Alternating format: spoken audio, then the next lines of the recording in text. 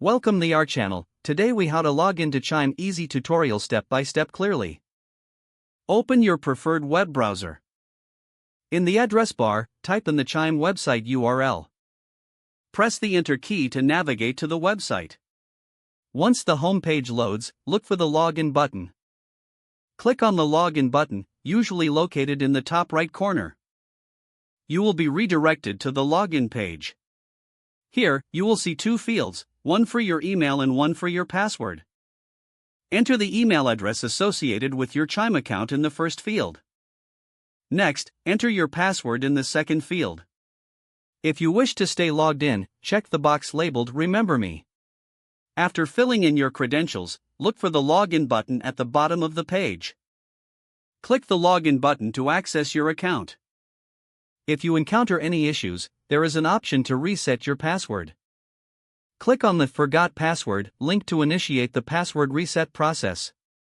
Follow the on-screen instructions to recover your account if needed. Once logged in, you will be directed to your Chime account dashboard. Here, you can view your balance, transactions, and other account features. If the page does not load, refresh the browser or try again in a private or incognito window.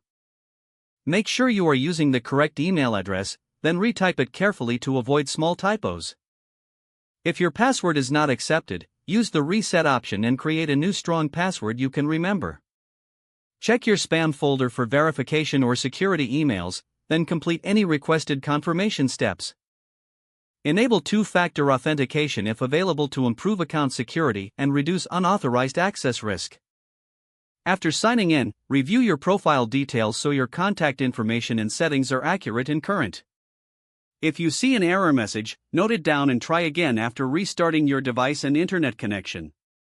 Log out when you finish, especially on shared devices, to keep your account and payment information secure. If the page does not load, refresh the browser or try again in a private or incognito window. Make sure you are using the correct email address, then retype it carefully to avoid small typos.